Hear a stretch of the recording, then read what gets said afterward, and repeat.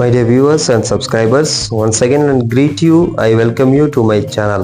இன்னைக்கு நம்ம வீடியோவில் என்ன பார்க்க போகிறோம் அப்படின்னா ரியல்மி மொபைலில் பவர் சுவிட்ச் வேலை செய்யலை அப்படிங்கிற ஃபால்ட்டோட கஸ்டமர் கொண்டு வந்தாங்க.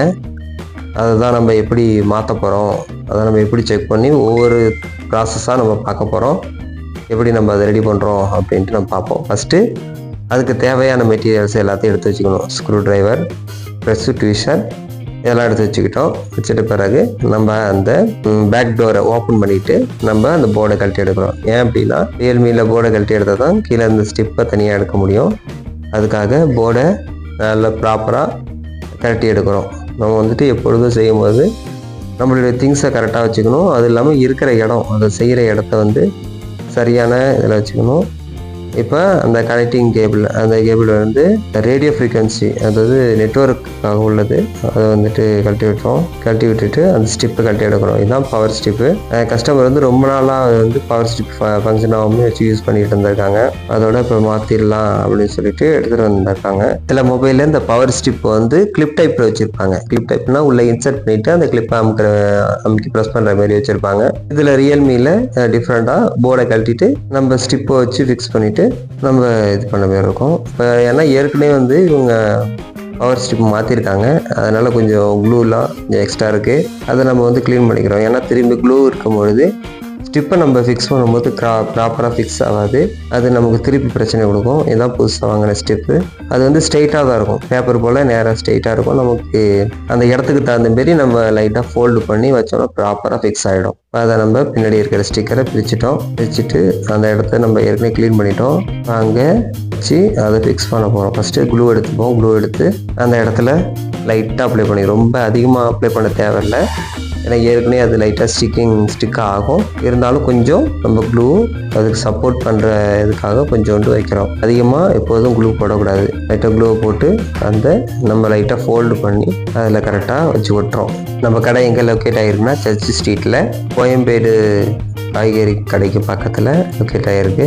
இப்போ அந்த போர்டை எடுத்து பண்ணுறோம். இப்போ நம்ம ஸ்டிப்பு ப்ராப்பராக செட் ஆகிடுச்சதுனால இப்போ போர்டை எடுத்து ஃபிக்ஸ் பண்ணுறோம். போர்டு நம்ம கரெக்டாக ப்ராப்பராக உட்காருதா அப்படின்னு சொல்லிட்டு பார்க்கணும். செட் ஆகணும். கரெக்டாக ப்ராப்பராக செட் ஆகிடுச்சி அப்படின்ட்டு நமக்கு அஷ்யூர் ஆன பிறகு தான் நம்ம அதில் ஸ்க்ரூவை போடணும். இல்லை நம்ம அதை சரியாக ஃபிக்ஸ் பண்ணாமல் ஸ்க்ரூவை போடும்பொழுது போர்டு பெண்ட் ஆகி நமக்கு ஆனாகிறதுக்கு வாய்ப்பு இருக்காது. நம்ம கடையில் என்னென்ன சர்வீஸ் பண்ணுறோம்னா லேப்டாப், செல், டேப், அப்புறம் ஐபேட் இதெல்லாம் நம்ம சர்வீஸ் பண்ணி கொடுக்குறோம். அடுத்து நம்ம இப்போ ஃபிக்ஸ் பண்ண போகிறது பேக் டோரில் இந்த பவர் சுவிட்ச் வைக்கிறோம். பவர் சுவிட்செலாம் கூட அவங்க புதுசாகவே நம்ம பேக் வாங்கும்போது அந்த ஸ்டிப்போடு சேர்ந்து வந்துச்சு. இப்போ பவர் சுவிட்சை வச்சு பார்க்குறோம். வச்சோன்னும் ஓரளவு செட் ஆகுது. அதில் பேக் கேஸில் எல்லாமே உடஞ்சிருக்கு. அந்த லீனாக இருக்கும், ரொம்ப சின்னதாக இருக்கிறதுனால கேஸில் அந்த பீஸ் உடஞ்சிருக்குது.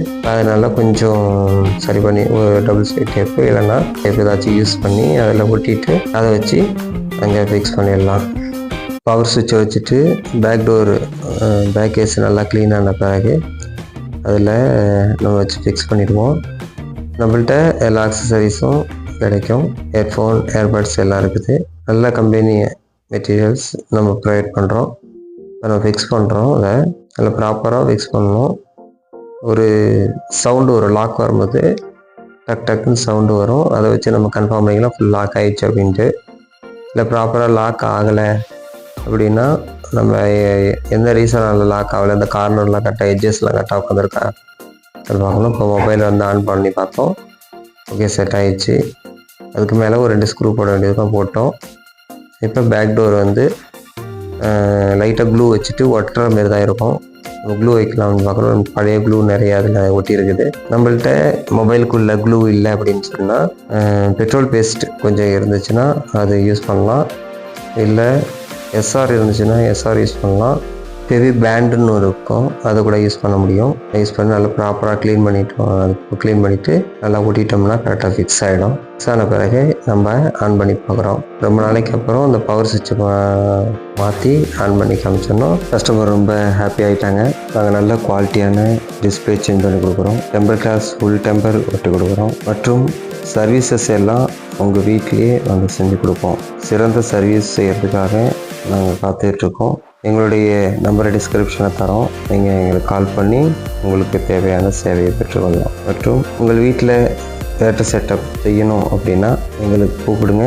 நான் உங்களுக்கு சிறந்த முறையில் உங்கள் வீட்டில் ஹை கிளாஸான தேட்டர் செட்டப்பை செஞ்சு கொடுக்குறோம். மறக்காமல் இந்த வீடியோவை லைக் பண்ணுங்கள், சப்ஸ்கிரைப் பண்ணுங்கள், ஷேர் பண்ணுங்கள், கமெண்ட் பண்ணுங்கள். தொடர்ந்து வர்ற வீடியோக்களை பாருங்கள். அதனால் புது புது கண்டென்ட்டுகளோட செய்கிறதுக்கு அது ஹெல்ப்ஃபுல்லாக இருக்கும். Thank you very much to all.